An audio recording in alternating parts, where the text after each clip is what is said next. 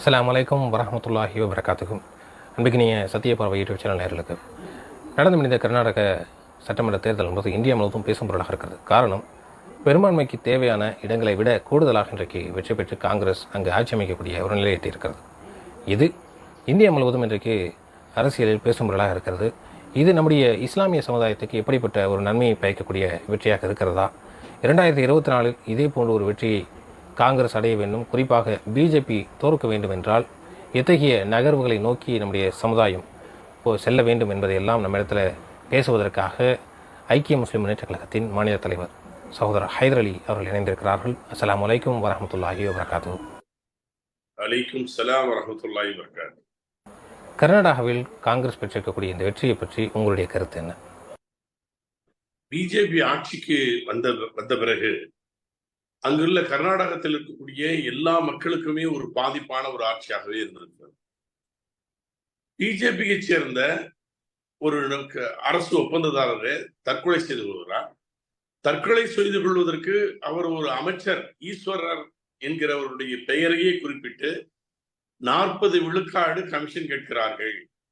ஆகவே இது 40 விழுக்காடு கமிஷன் கேட்டு தொந்தரவு கொடுக்கிறார்கள் என்று சொல்லி தற்கொலையை செய்து கொண்டார். இந்த அளவுக்கு ஒரு மோசமான ஒரு சூழ்நிலையை அது ஏற்படுத்தியது.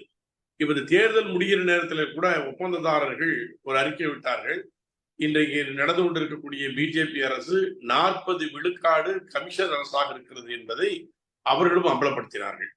எங்கும் ஊழல், எதிலும் ஊழல் என்கிற ஒரு சூழல். அது மட்டுமல்லாமல் இவர்கள் இஸ்லாமிய சமுதாயத்தை, குறிப்பாக சிறுபான்மை சமுதாயத்தை அச்சுறுத்தினால் அந்த ஓட்டுக்களை எல்லாம் நாம் இந்துக்கள் ஓட்டுக்களை எல்லாம் ஒருமுகப்படுத்தி விட முடியும் என்று தப்பு கணக்கு போட்டுத்தான் ஹிஜாப் பிரச்சனை, மாட்டிறைச்சி பிரச்சனை, அங்கே இப்ப 4 விழுக்காடு ரத்து பிரச்சனை போன்ற பல்வேறுபட்ட இஸ்லாமியர்களுக்கு எதிரான விஷயங்களிலே அவர்கள் ஈடுபட்டார்கள். ஆகவே கர்நாடக மக்கள் ஒட்டுமொத்தமாக சேர்ந்து, அது இஸ்லாமியர்கள் இஸ்லாமியர் அல்லாதவர்கள் என்றெல்லாம் இல்ல, கர்நாடக மக்கள் ஒட்டுமொத்தமாக சேர்த்து இவர்களை பாடம் பிடித்து கொடுத்திருக்கிறார்கள். மக்கள் காங்கிரஸ் மீதான நம்பிக்கையில் இந்த வாக்குகளை செலுத்தி இருக்கிறார்களா, அல்லது பிஜேபியை நம் மாநிலத்திலிருந்து அகற்ற வேண்டும் என்ற ஒரே நோக்கத்தில் மாற்றாக காங்கிரஸை தேர்வு செய்திருக்கிறார்களா என்பது ஒரு முக்கியமான கருத்து. காரணம், இந்தியா முழுவதும் கடந்த சில வருடங்களாக காங்கிரஸுடைய அந்த இருப்பு என்பது மிக பெரும் கேள்விக்குறியாக இருக்கிறது. ஆனால் இந்த கர்நாடகாவுடைய எலெக்ஷன் என்பது அதற்கு முற்றாக மாறுபட்ட ஒரு நிலையை நாம் பார்க்கிறோம். எனவே இந்த மக்களின் கண்ணோட்டம் காங்கிரஸ் மீதான நம்பிக்கை மாறி இருக்கிறதா, அல்லது பிஜேபிக்கு மாற்றாக இவர்கள் இதை தேர்வு செய்திருக்கிறார்களா என்ற உங்களுடைய பார்வை என்ன? அதாவது நீங்க காங்கிரஸ் என்ற உடனே தமிழ்நாட்டில் இருக்கக்கூடிய காங்கிரஸை பார்த்து நீங்கள் எடுக்கிற முடிவு. ஆனால் கர்நாடகத்துல சித்தராமையமும் அதாவது சிவகுமாரும் இரட்டை குரல் துப்பாக்கிகளாக இருந்து அவர்கள் செயல்பட்டார்கள். அங்கே காங்கிரஸ் கட்சி அடிப்படை அமைப்புகளை பலமாக வைத்திருக்கிறார்கள். அங்கே அடிப்படை அமைப்புகளை பலமாக வைத்திருந்து அவர்கள் தொடர்ந்து காங்கிரஸ் கட்சி அங்கே மக்களிடத்திலே பணியாற்றி கொண்டிருக்கிறார்கள். ஆகவேதான் கர்நாடகத்துல அவர்களாலே தொடர்ந்து இப்ப அவர்கள் வெற்றி அடைய முடிந்திருக்கிறது. ஆகவே காங்கிரஸ் கட்சியை ஏனைய பகுதிகளில அவர்களுக்கு இருக்கக்கூடிய பாதிப்புகள் கர்நாடகத்துல இல்லை. கர்நாடகத்தில் அவர்கள் பலமாகவும் அடிப்படை அமைப்புகளோடும் இன்றைக்கு இருக்கிறார்கள். இது அடிப்படையில் தான் இன்றைக்கு மாநில அகில இந்திய தலைவரே கார்கே வர முடிந்திருக்கிறது. ராகுல் காந்தியுடைய பாரத் சோடோ யாத்திரை மிக பெரும் பேசும் பொருளா இருந்தது. ஒவ்வொரு மாநிலத்திலும் அவர் கடந்து போகும்போது மக்கள் பெருந்திரளாக கலந்துகிட்டாங்க. அதுக்கு பிறகாக நடந்த இந்த தேர்தல்ல மிகப்பெரிய ஒரு வெற்றி அடைஞ்சிருக்காங்க. உண்மையாகவே அந்த பாரத் சோடோ இந்தியா முழுவதும் பெரிய தாக்கத்தை ஏற்படுத்தியிருக்காங்க. அதாவது நீங்கள் ஒரு விஷயத்தை கவனிக்கணும். இப்ப ராகுல் காந்தியை அவசரமாக ராகுல் காந்தியினுடைய இந்த வழக்கை காரணம் காமிச்சு அவருடைய நாடாளுமன்ற உறுப்பினர் பதவியை அவர்கள் இழக்க செய்ததும், அவருக்கு தொடர்ந்து தொந்தரவு கொடுத்து கொண்டிருப்பதற்கும் 2 காரணங்கள் தான். ஒன்று, அவர் நடத்திய அந்த நடைபயணம் என்பது ஒரு பெரிய எழுச்சியாக இருந்தது. இன்னும் பார்த்தீர்கள் என்றால் கர்நாடகத்தில் அவர் எங்கெல்லாம் அவருடைய நடைபயண பாதைகள் இருந்தனவோ அங்கெல்லாம் அவர்கள் மகத்தான வெற்றி அடைந்திருக்கிறார்கள். ஆகவே இது அவர்களை பிஜேபி பாசிச கட்சியை அச்சுற வைத்திருக்கிறது. அது மட்டுமல்லாமல் அவர் நாடாளுமன்றத்தில் எழுந்தரித்தால் அவர் கேட்கிற கேள்விகளுக்கு பதில் சொல்ல முடியாத ஒரு திணறல் இருந்தது. அது மக்களும் புரிந்து கொண்டார்கள். மக்கள் புரிந்து கொண்டது மட்டுமல்ல, இவர்கள் அதாவது பொய்யன் புழுகு 8 நாளைக்கு தான் தாங்குங்கிற மாதிரி என்ன நடந்திருக்குன்னா, அத 2 வருடம் இவருக்கு அந்த தண்டனை கொடுக்குறாரு. அதனால பதவி போகுது பாத்தீங்களா? அந்த நீதிபதிக்கு பதவி உயர்வு அளித்திருக்கிறார்கள். அது மாதிரி ஒரு 68 பேருக்கு கொடுத்த பதவி உயர்வை உச்ச நீதிமன்றம் இப்ப நிறுத்தி வைத்திருக்கிறது. அப்ப என்ன பேரத்தோடு அவர் நடந்திருக்கிறான்னு பார்க்கணும். அது நீங்க பாத்தீங்கன்னா உச்ச நீதிமன்றத்துல அதாவது அமித்ஷாவுக்கு சாதகமாக தீர்ப்பு சொன்ன நம்ம ஊர் சதாசிவத்துல ஆரம்பிச்சு இந்த ரஞ்சன் கோகாய், இப்ப அப்துல் நசீர், இது மாதிரியான லிஸ்டுகள் அதிகமா இருக்குது நீதிபதிகள்ல. அப்படி இவர்களுக்கு தேவையான தீர்ப்புகளை சொல்லி அதற்கு அவர்களுக்கு பரிசு கொடுக்கிறது, இதெல்லாம் பிஜேபியில நடந்து கொண்டிருக்கக்கூடிய சமாச்சாரம். ஆகவேதான் அவர்கள் அவருடைய நடைபயணத்திற்கு பிறகு காங்கிரஸ் கட்சி ஒரு பெரிய எழுச்சி பெற்றிருக்கிறது. அந்த காங்கிரஸ் கட்சியுடைய எழுச்சியை கண்டு அவர்கள் பயப்படுகிறார்கள். அந்த எழுச்சியின் ஒரு தான் இமாச்சல பிரதேசத்தினுடைய வெற்றி. இப்ப இது கர்நாடகத்தில் தொடர்கிறது. 2018 பிஜேபி பெரும்பான்மை இல்லாத நிலையிலும் குதிரை பேரத்தின் மூலமாக எம்எல்ஏக்களை விலைக்கு வாங்கி ஆட்சி அமைத்ததை பார்த்தோம். அதே போல தற்சமயம் காங்கிரஸ் பெரும்பான்மையாக வென்றிருந்தாலும் யார் முதல்வர் வேட்பாளர் என்பதில் டி.கே. சிவகுமாரா அல்லது சித்தராமையாவா என்கின்ற ஒரு விவாதம் இன்றைக்கு எழுந்திருக்கிறது. இதை மீடியாக்கள் பெரிதுபடுத்துகிறார்கள் என்று நம்மால் கடந்து போக முடியாது. காரணம், இன்றைக்கு காங்கிரஸ் மேலிடமும் 3 பேர் கொண்ட ஒரு குழுவை அமைத்திருக்கிறார்கள். யார் அடுத்த முதல்வர் என்பதை இவர்கள் தலைமைக்கு எடுத்துரைப்பார்கள் என்று. இந்த நிலையை இன்றைக்கு பிஜேபி சாதகமாக பயன்படுத்துவதற்கான வாய்ப்பு இருக்கிறதா? அதாவது எல்லா கட்சிகளிலேயுமே ஒரு அகில இந்திய கட்சிகளில் தலைவர்கள் அவர்களுக்குள் போட்டிகள் ஏற்படுவது என்பது இயல்பு. அந்த அடிப்படையில தான் சித்தராமையாவுக்கும் சிவகுமாருக்கும் நடக்கக்கூடிய அந்த ஒரு போட்டி. இவ காங்கிரஸ் மேற்பார்வைகள்லாம் காங்கிரஸ் கட்சியினுடைய சட்டமன்ற உறுப்பினர்கள்லாம் கூடி இந்த அதிகாரத்தை காங்கிரஸ் கட்சியினுடைய தலைவர் கையில ஒப்படைத்து விட்டார்கள். இன்றைக்கு முடிவு விட்டது. எம்எல்ஏ சட்டமன்ற உறுப்பினர்கள் எல்லோரும் சேர்ந்து பார்வையாளர்கள் முன்னிலையில, அதாவது யார் முதலமைச்சர் என்கிற முடிவை அகில இந்திய தலைவர் எடுப்பார் என்று அவர்கள் அறிவித்திருக்கிறார்கள். அகில இந்திய தலைவரும் அங்கே ராகுலும் சோனியாவிடத்திலையும் கலந்து ஆலோசிப்பதற்காக அவர் டெல்லி சென்றிருக்கிறார்.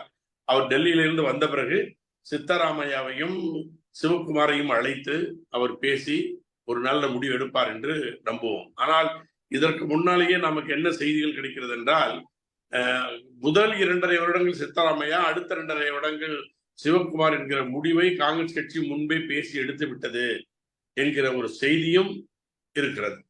ஆகவே இது ஒரு நல்ல முடிவாகத்தான் இருக்குமே தவிர, இந்த விஷயத்தில் காங்கிரஸ் கட்சியில இப்ப போய் அவங்க ஆட்களை தூக்கி மறுபடியும் ஆட்களை தூக்கினாலும் அவர்கள்லாம் ரிசைன் பண்ணணும்.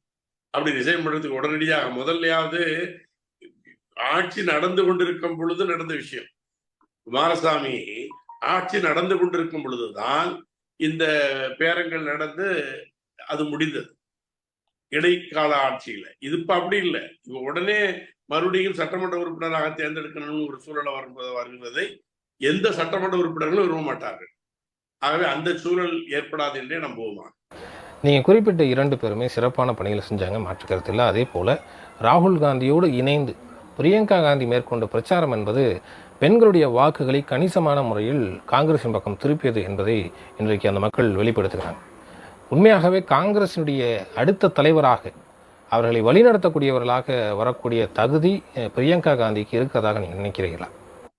அதாவது அகில இந்திய தலைவர் தேர்தல் நடத்துவதற்கு முன்னாடி இவர்களெல்லாம் அதாவது ராகுல் காந்தி நான் தேர்தலில் நிற்க மாட்டேன் என்று அவர் அடம்பிடித்து நிற்காமலேயே இருந்த நேரத்தில் காங்கிரஸ் கட்சியினுடைய தொண்டர்களாலும் தலைவர்களாலும் பிரியங்கா காந்தி வர வேண்டும் என்றுதான் விரும்பினார்கள்.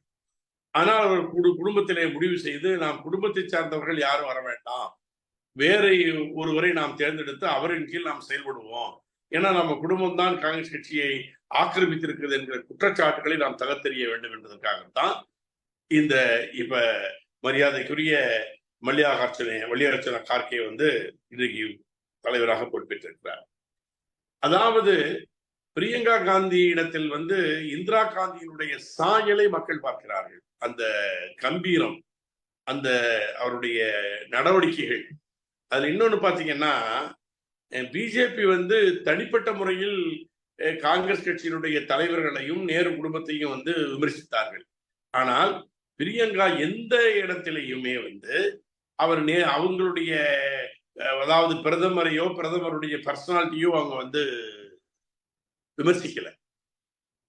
கர்நாடகத்தினுடைய வளர்ச்சிக்கு பாதகமான விஷயங்களை மட்டும் பேசுகிறார்கள்.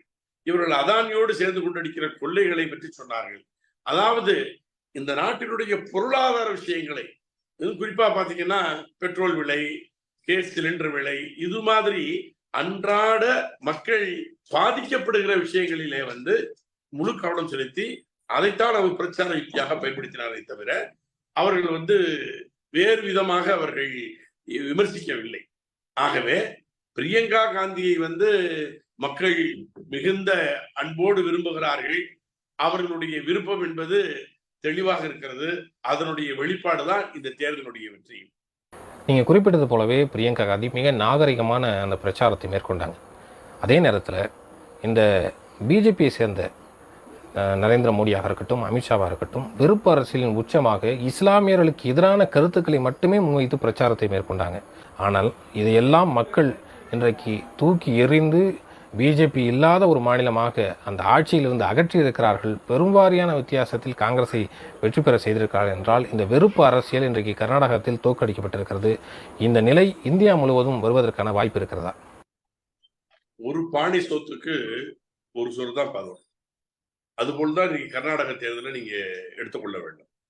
இப்ப கர்நாடக தேர்தலில் வந்து அதாவது மிக கொச்சையான முறையில மோடியா இருக்கட்டும், ஒண்ணு தெரியுங்களா, ஒரு நாட்டினுடைய பிரதமர் இந்த கேரளா ஸ்டோரியை பற்றி யோசிக்கிறார். அது கேவலமா இல்ல, ஒரு கேவலமான ஒரு ஜந்துவை நாம் பிரதமராக வைத்திருக்கிறோம் என்று இதுல தெரியல. நமக்கு ஒரு சமூகத்தை கொச்சைப்படுத்துவதற்கு இவர்கள் பயன்படுத்துகிற செயல்முறைகளை பாருங்க. இப்ப இன்னும் ஒரு வேலை செஞ்சுட்டு இருக்காங்க அவங்க. கர்நாடகத்துல வந்து அதை முதல்ல வெளியிட்டு இருந்தாங்கன்னா இந்த 65 சீட்டு கிடைச்சிருக்காது அவங்களுக்கு. எப்படின்னா திப்பு சுல்தானை ஒரு வில்லனாக சித்தரித்து படம் எடுத்துக் கொண்டிருக்கிறார்கள். இது மாதிரி அதாவது முஸ்லீம் பெயருடையவராக இருந்திருந்தால் அவர் என்ன தியாகம் பண்ணியிருந்தாலும் அதை கொச்சைப்படுத்துவது, அவர்களை வந்து கேவலப்படுத்துவது என்பதை இன்றைக்கு பிஜேபியினுடைய தலைவர்கள் செய்து கொண்டிருக்கிறார்கள். அதுல அமித்ஷா மாதிரியான ஒரு கேவலமான மனிதரை நம்ம பார்க்க முடியாது. அமித்ஷா வந்து இன்னைக்கு அந்த இருக்கையில் அமர்ந்திருக்கிறாருன்னா அது வந்து மிகுந்த அதாவது சுத்திகரிக்கப்பட வேண்டிய ஒரு இடமாகத்தான் அது இருக்கு. அவ்வளவு கேவலமான மனிதர்கள் இவர்கள். அதாவது சொராபுதீனையும் அவருடைய மனைவியையும் கொன்றது, அது மட்டுமில்லாமல் முன்னாடி அதனுடைய கர்நாடகத்தினுடைய உள்துறை அமைச்சராக இருந்தவரை இவர்கள் ஆள் வைத்துக் கொன்றது. இதை நான் சொல்லவில்லை, சுப்பிரமணிய சுவாமியை குற்றச்சாட்டுகிறார். உள்துறை அமைச்சரை அவரை இவர்கள் தான் கொன்றார்கள், அதுபோல் என்னை கொண்டுவிட முடியாது என்று சுப்பிரமணிய சுவாமி சொல்லுகிறார். ஆகவே இவ்வளவு கேவலமா இவரிடத்துல நீங்கள் எந்த நாகரிகத்தையும் எதிர்பார்க்க முடியாது. இவர்கள் நாகரிகத்திற்கு எதிரானவர்கள். இவர்கள் இந்தியாவிலே அல்ல, இவர்கள் முழுக்க துடைத்தெறியப்பட வேண்டியவர்கள், இந்த நாட்டிற்கு பெரிய அவமான சின்னங்களாக இருக்கக்கூடியவர்கள். ஆகவே இது இப்படியே அவர்கள் பேசிக் கொண்டிருந்தால் அது அவர்களுக்கு பாதகமாக நிச்சயமாக முடியும். காங்கிரசுடைய வெற்றியை பற்றி பேசக்கூடிய அதே நேரத்தில் காங்கிரஸ் இந்த சமுதாயத்துக்கு செய்திருக்கக்கூடிய தவறுகளையும் நாம் லேசாக கடந்து போக முடியாது. காரணம், இந்திய தேசத்தை சுதந்திரத்துக்கு பிறகாக பெரும்பான்மையாக ஆட்சி செய்தது பிஜேபி அல்ல, காங்கிரஸ். அப்படி என்றால் இஸ்லாமியனுடைய வேலைவாய்ப்பு, கல்வி, பொருளாதாரம் எல்லாத்திலும் பின்தங்கி இருக்கக்கூடிய இந்த நிலைக்கு பிஜேபியை குறை சொல்வதை தாண்டி காங்கிரஸ் அதற்கு பொறுப்பு என்பதை நாம் மக்களுக்கு எடுத்து சொல்ல வேண்டிய கட்டாயம் இருக்கிறோம். இந்த நிலை வரக்கூடிய நாட்களில் மிகப்பெரிய தோல்விக்கு பிறகு காங்கிரஸ் என்ற எழுச்சியோடு வந்து கொண்டிருக்கிறார்கள். இந்த வெற்றிக்கு பிறகாக இவரிடத்துல மாற்றம் இருக்குமா? இஸ்லாமிய சமுதாயத்துக்கு செய்யக்கூடிய நிலையை அவர்கள் எடுப்பார்களா? நீங்கள் சொன்னது 100 விழுக்காடு உண்மை. ஆனா அதாவது நமக்கு பிஜேபி ஆட்சியை விட இவர்கள் தான் நாம் பாதிக்கப்பட்டிருக்கிறோம் இந்த 70 ஆண்டுகள்ல அப்படின்னு சொல்றீங்க, ரைட்டு. ஆனால் காங்கிரஸுக்கும் பிஜேபிக்கும் உள்ள வித்தியாசத்தை நீங்க பார்க்கணும். காங்கிரஸில் இருக்கும் பொழுது சில உரிமைகள் நமக்கு கிடைக்காமல் போயிருக்கலாம். ஆனால் எந்த உரிமைகள், இருந்த உரிமைகளை அவர்கள் பறிக்கவில்லை. நல்லா கவனிச்சுக்கணும். அவர்கள் நமக்கு வழங்கப்பட்ட உரிமைகளை அவர்கள் பறிக்கவில்லை. இவர்கள் உரிமைகளை பறிக்கிறார்கள். ஒண்ணு. இரண்டாவது, முஸ்லிம்களுடைய உயிருக்கு அச்சுறுத்தல் இருந்ததில்லை அதிகமாக காங்கிரஸால. ஆனால் இப்பொழுது முஸ்லிம்களுடைய உயிருக்கும், முஸ்லிம் பெண்களினுடைய மானத்திற்கும், முஸ்லிம் குழந்தைகளுடைய கல்வியிலிருந்து எல்லாவற்றிற்கும் இன்றைக்கு ஒரு அச்சுறுத்தலை நாம் இன்றைக்கு சந்தித்துக் கொண்டிருக்கிறோம்.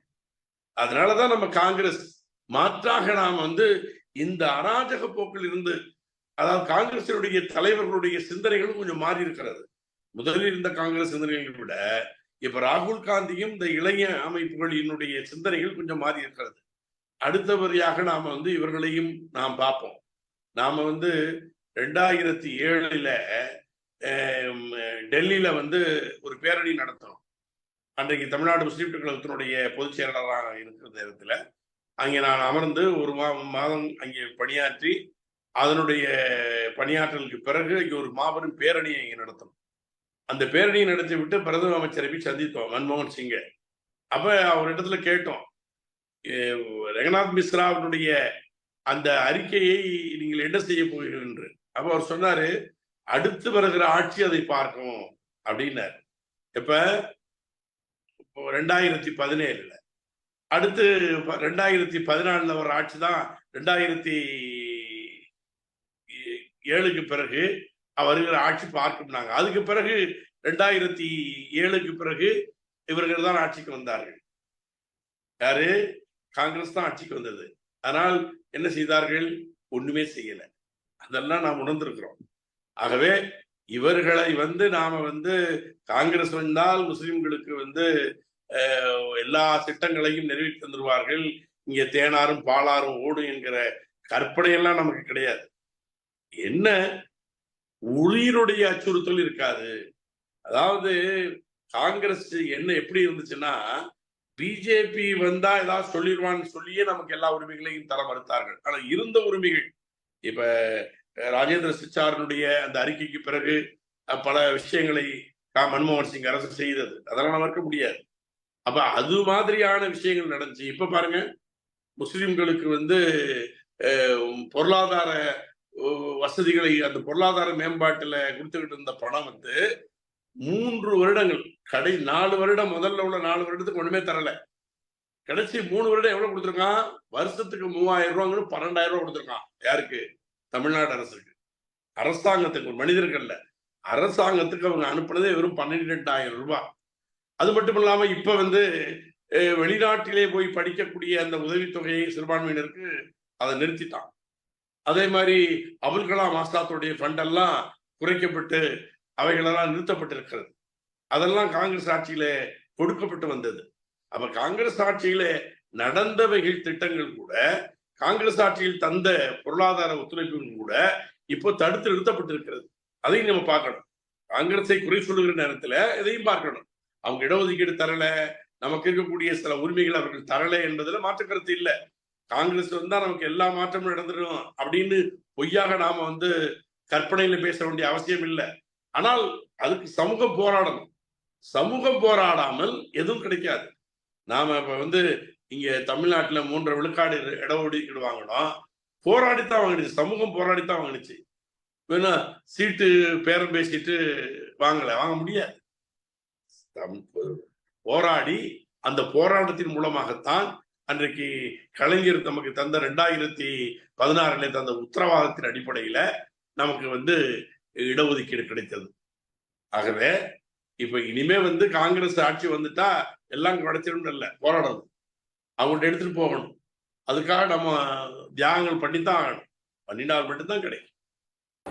ஒவ்வொரு முறையும் பிஜேபி வந்துடும் அப்படிங்கிற அந்த வார்த்தையை பயன்படுத்தி மத்தியிலும் சரி மாநிலத்திலும் சரி இஸ்லாமியனுடைய வாக்குகள் சூறையாடப்படுது அப்படின்னு தான் சொல்லணும்.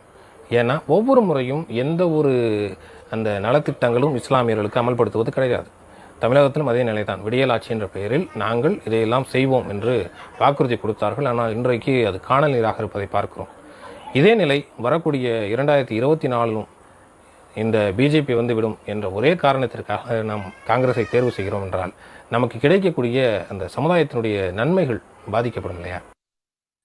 காங்கிரஸும் திமுகவும் பிஜேபியை காரணம் காட்டுகிறார்கள் என்று சொன்னீங்க. உண்மைதான்.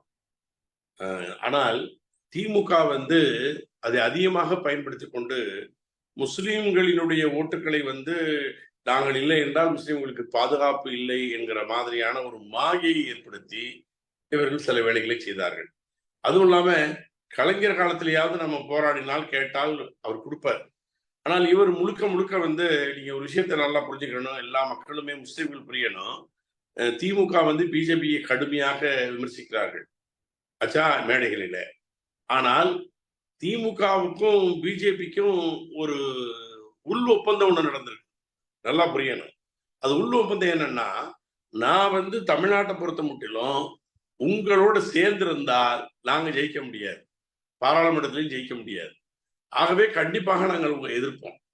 ஆனா உங்களுடைய திட்டங்களை நாங்கள் திட்டிக்கிட்டே அதை நிறைவேற்றுவோம் அப்படின்னு சொல்லித்தான் அவங்க இன்னைக்கு செஞ்சிட்டு இருக்காங்க. அதனுடைய ஒரு வெளிப்பாடு தான் நீங்க எல்லாம் பார்க்கணும். புதிய கல்விக் கொள்கையை கடுமையாக திமுக விமர்சிக்கிறது. முனைவர் பொன்முடி விமர்சிக்கிறார், எல்லா அமைச்சர்களும் விமர்சிக்கிறார்கள்.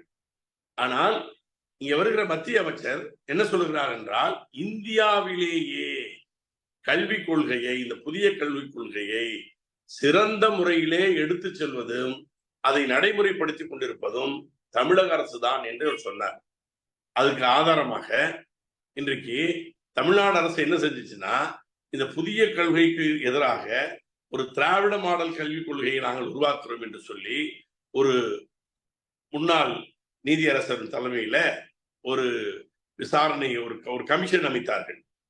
அந்த கமிஷனுடைய செயல்களை செய்கிற நேரத்தில் அதுல வந்து உறுப்பினராக பேராசிரியர் ஜவஹர் அவர்களும் நியமிக்கப்பட்டார்.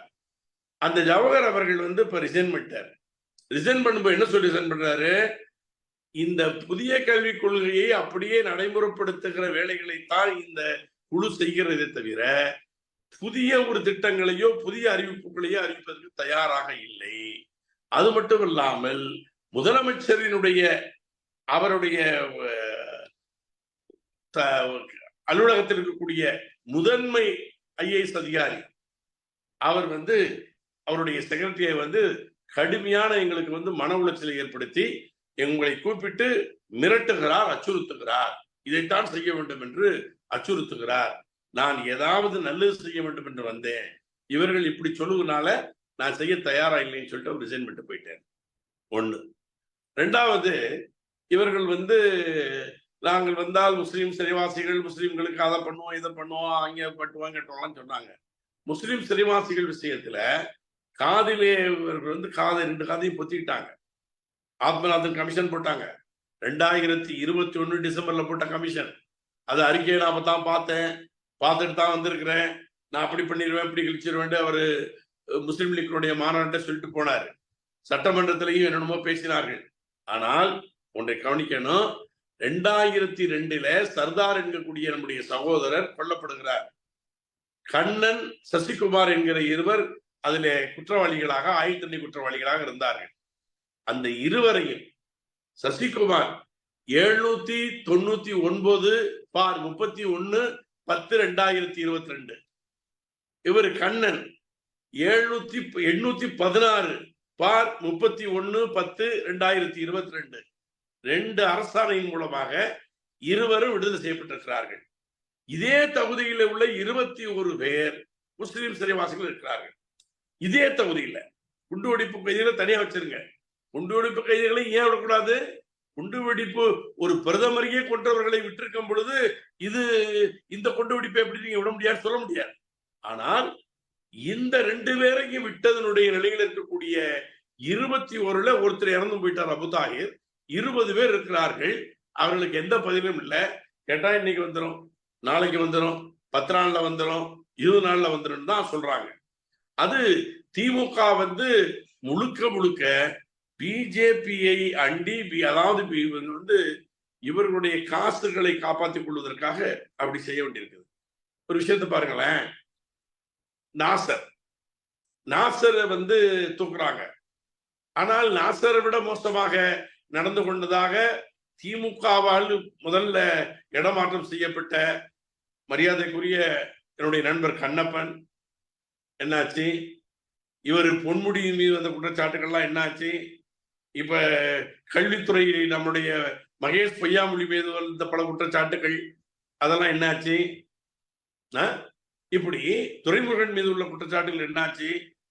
அப்ப இதெல்லாம் வந்து அவர்கள் வந்து அவர்களுக்கெல்லாம் ஒரு சமூக பாதுகாப்பு இருக்கிறது. இவன் முஸ்லீம்னா இவனுக்கு எந்த சமூக பாதுகாப்பும் இல்லை. அதுதான் நாசர். நாசர் வந்து அவருடைய மேதுக்குள்ள குற்றச்சாட்டு கல்ல விட்டு எறிஞ்சாரு. அவன் செல்லமா கல்ல விட்டு அவன் அங்க இருக்கக்கூடிய ஆவடியில அந்த மாவட்டத்தினுடைய மாவட்ட செயலாளரா அவன் அந்த மக்களோடு அப்படியே இரண்டரை கலந்துருக்கிறவனுங்க. அவன் கல்ல விட்டு எறிஞ்சான்னா கோபத்திலே இல்ல, நீங்க என்னடா பண்றீங்கன்னு சொல்லிட்டு பண்றது இல்லையா? அப்ப அதை விட மோசமாக பெண்களை கொச்சைப்படுத்தியவர்கள் எல்லாம் ஓசி டிக்கெட்ல புரியலமான்னு கேட்டது. துரைமுருகன் பேசுறாரு, எங்க கல்லூரி மாணவிகளுக்கு உங்களுக்கு உதவித்தொகை வருது, நீங்க போன் வாங்கிக்கலாம், நீங்க எல்லாம் பேசிக்கலாம், உங்களுக்கு வேண்டிய மாதிரி பேசிக்கலாம். இது மாதிரியான ஒரு கொச்சையாக பேசினவர் அதுக்கு என்ன நடவடிக்கை எடுத்தீங்க?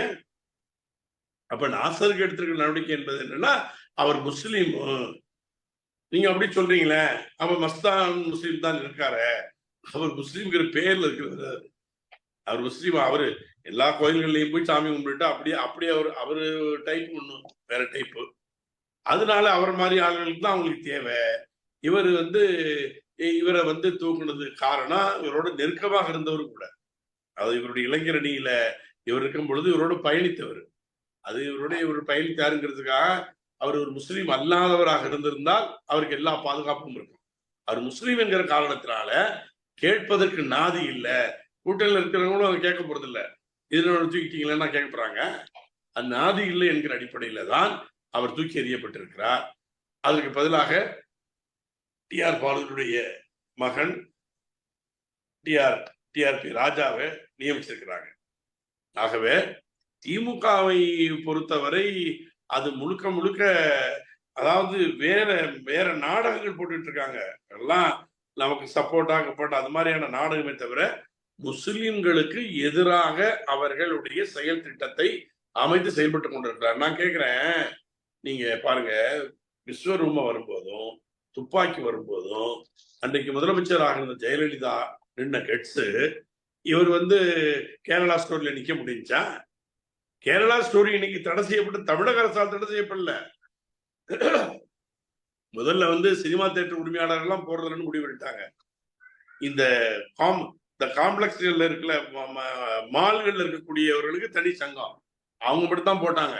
அந்த படம் போட்ட பிறகு அவங்களுக்கு ஒரு பாதுகாப்பின்மை ஏற்பட்டதுனாலையும் அங்க வியாபாரம் ரொம்ப பாதிக்கப்பட்ட காரணத்தினாலையும் அவங்களுக்கும் சரியா வரான்னு சொல்லிட்டு ஒரு நாள்லயே எடுத்துட்டாங்க.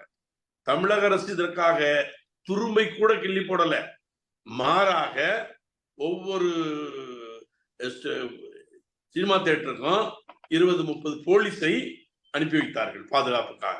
அதுதான் தமிழக அரசு செய்த சாதனை. ஆனா இது மாதிரியான குற்றச்சாட்டுகள் வந்து இந்த ஆட்சி துவங்கி ஒரு வருடத்துல இருந்து நீங்க முன்வைக்க ஆரம்பிச்சிட்டீங்க. இந்த ஈரோடு இடைத்தேர்தல் வரும்போது கூட திமுக மீதான கடுமையான விமர்சனங்களை நீங்க வச்சீங்க.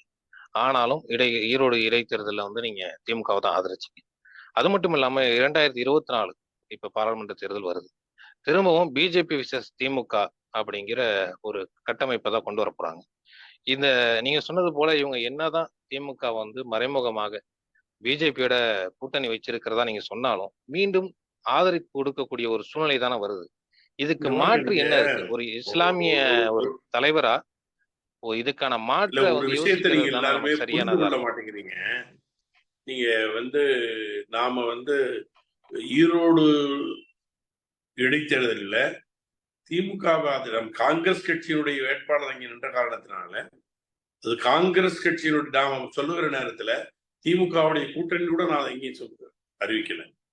காங்கிரஸ் கட்சியினுடைய வேட்பாளர் 2024 இந்த பிஜேபி ஆட்சியை நான் வீட்டுக்கு அனுப்பணும்னா காங்கிரஸ் கட்சியை வந்து நாம் பலப்படுத்தணும். அந்த அடிப்படையில நாம் காங்கிரஸ் வேட்பாளரை நாம் இனிய நண்பர் இளங்கோவனை ஆதரிக்கணும்னு தான் சொன்னமே தவிர திமுகவுடைய பிரச்சார மேடைகளிலேயோ திமுகவோடு சேர்ந்தோ நம்ம பிரச்சாரம் பண்ணல. நாம அதை அங்கே தெளிவாகவே சொன்னோம். அந்த நேரத்துல கூட உங்களுடைய சத்திய பார்வை பத்திரிகையில கூட அது வந்திருக்கிறது. நாம் ஏன் ஆதரித்தோம் என்பதெல்லாம் அப்ப விளக்கியிருக்கோம். ஆச்சுங்களா? இப்ப வருகிற பாராளுமன்ற தேர்தலிலையும் கூட என்ன நிலைன்னா, இப்ப நம்ம அந்த நிலையை சொல்ல முடியாது. ஒரு கால் நீங்க சொல்லுகிற மாதிரியான ஒரு சூழ்நிலை வந்துச்சுன்னா, நாம முதலில் நல்லா, அதாவது உலக அரசியலை நம்ம முதல்ல புரிஞ்சுக்கிறோம். நல்லா ஒரு விஷயத்த நீங்க புரிஞ்சு, நமக்கு முன்னோடி எம்பெருமான ஸல்லல்லாஹு அலைஹி வஸல்லம் அவர்கள் தான். அவர்கள் மதீனாவிற்கு ஆட்சி அதிகாரத்தை வந்த பிறகு அவர்கள் அங்க இருக்கக்கூடிய யூதர்களிடத்திலையும் இன்னும் சிறு சிறு கூட்டங்களிடத்திலாம் ஒரு உடன்படிக்கை செய்யறாங்க. அது உடன்படிக்கை என்னன்னா, எங்களுக்கு எதிர்த்து யாருக்கு எங்களை தாக்குவதற்கு வந்தால் நீங்க எங்களுக்கு சப்போர்ட் பண்ணணும், அவங்களுக்கு சப்போர்ட் பண்ணக்கூடாது. அது மாதிரி உங்களை தாக்குறதுக்கு யார் இருந்தாலும் உங்களுக்கு நாங்க சப்போர்ட் பண்ணுவோம், உங்களுக்கு தான் சப்போர்ட் பண்ணுவோம் அப்படின்னு சில உடன்படிக்கைகளை செய்துக்கிட்டாங்க. அப்படி செய்துக்கிட்டு தான் அந்த மதீனாவில் ஒரு பீஸ்ஃபுல்லா அவங்களால இருக்க முடிஞ்சிச்சு. ஆச்சுங்களா? அப்போ உடன்படிக்கை என்பது முழுசுமே நம்முடைய கொள்கைகளை ஏற்றுக்கணும்னு அவசியம் இல்லை. அவர்கள் யூதர்களா இருக்கிறார்கள், காவிர்களாக இருக்கிறார்கள். அவரிடத்துல எம்பெருமானார் ஸல்லல்லாஹு அலைஹி வஸல்லம் அவர்கள் தான் உடன்படிக்கை செய்தார்கள். இப்ப அதே மாதிரி தான உடன்படிக்கைகள் தான் நம்ம இப்ப செஞ்சுட்டு இருக்கோம். நீங்க உலக வரலாற்றிலையும் பாத்தீங்கன்னா, சீனாவுல அங்க சன்னியாட்சனுக்கு பிறகு சியாங் ஷேக் ஆட்சி பண்ணுகிறாரு. சியாங் ஷேக் அங்க இருக்கிற கம்யூனிஸ்டுகளை ஒடுக்க நினைக்கிறார். அப்படி ஒடுக்க நினைக்கிற அந்த சூழ்நிலையில தான் ஜப்பானியர்கள் யுத்தம் இருக்கிறான். அப்ப இந்த நேரத்தில் என்ன செய்யறாங்க, அங்கே சன்னியாசனுக்கு சியாங் ஷேக் இவர்களுக்கு ஆதரவு கொடுக்குறாங்க. யாரு ஆதரவு கொடுத்து இவர்களோடு சேர்ந்து அந்த வெளியே வரக்கூடியவனை எதிர்க்கிறார்கள். எதிர்த்த பிறகு வெற்றி அடைஞ்ச உடனேயே சியாங் ஷேக் என்ன செஞ்சா துரத்த ஆரம்பிச்சிடறான். அதுதான் மாவோவினுடைய அந்த நீண்ட பயணம், நீண்ட மார்ச்னு சொல்லுவாங்கல்ல.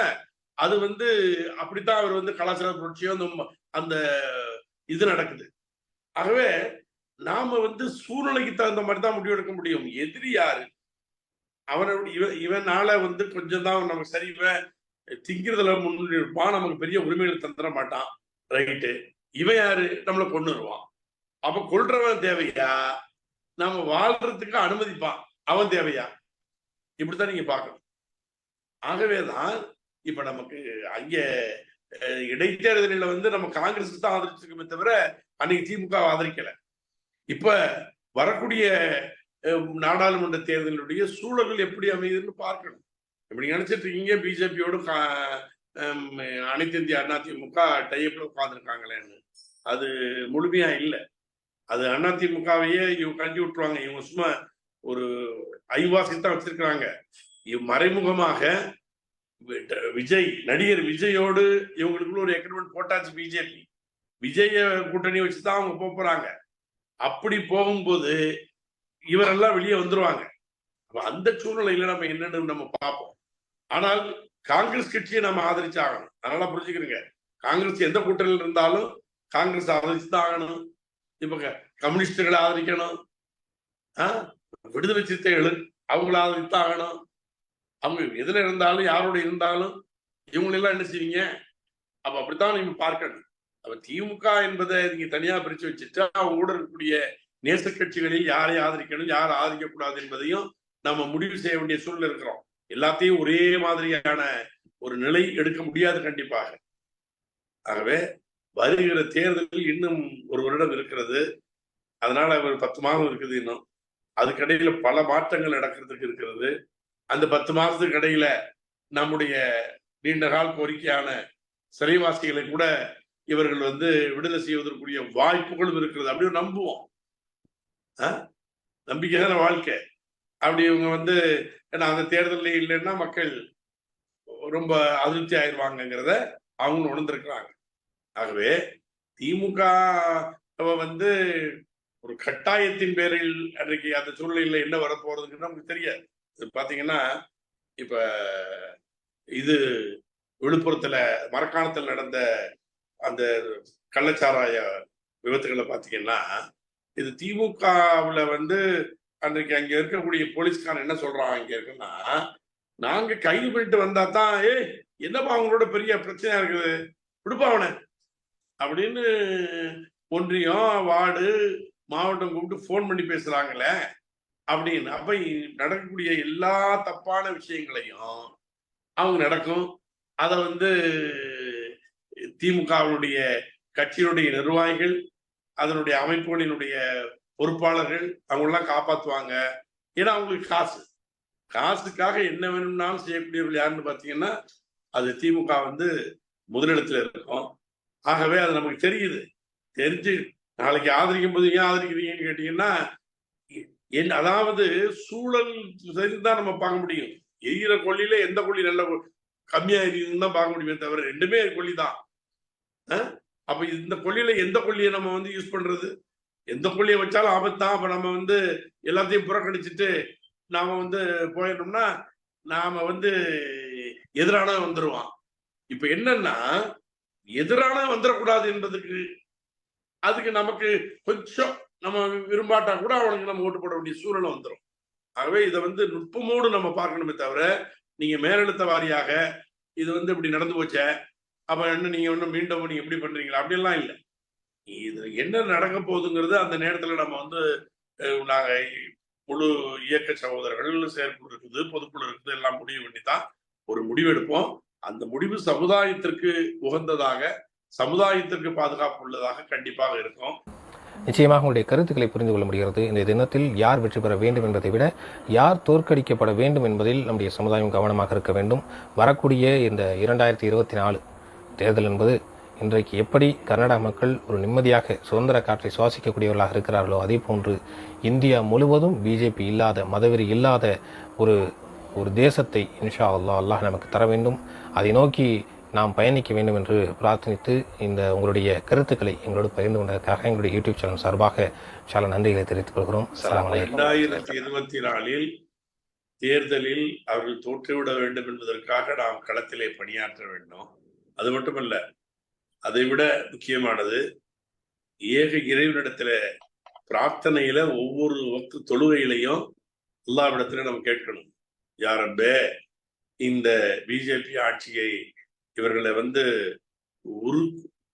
சிதைத்து விடு, இவர்கள் வந்து மீண்டும் ஆட்சிக்கு வந்துடக்கூடாது அப்படின்னு சொல்லி, எப்படி வந்து ரசூல் ஸல்லல்லாஹு அலைஹி வஸல்லம் பத்ர் யுத்தத்துல வந்து அந்த இரவில் இந்த காபிர்களுக்கு எதிராக அல்லாஹ்விடத்துல மன்றாடி கேட்டார்களோ அது போன்று நாம் ஒவ்வொருவரும் அல்லாஹ்விடத்துல மன்றாடணும். அவர்களிடத்துல வந்து நம்முடைய கோரிக்கைகளை ஆட்சியாளத்தில் வைப்பதை விட ரப்பிடத்தில் வைப்பதுதான் சால சிறந்தது என்பதால ஒவ்வொரு முஸ்லிமும் அல்லாஹ்விடத்திலே பிரார்த்திக்க வேண்டும். நாம் அழுதழுத அவரிடத்துல கேட்க வேண்டும், இந்த ஆட்சியை முடிவு கொண்டு வா, எங்களுக்கு ஒரு பாதுகாப்பான சூழல் ஏற்படும் என்பதை அல்லாஹ்விடத்திலே அனைவரும் வைக்க வேண்டும் என்கிற கோரிக்கையை வைத்து விடைபெறுகிறேன். நன்றி. ஆகித்தவானாக.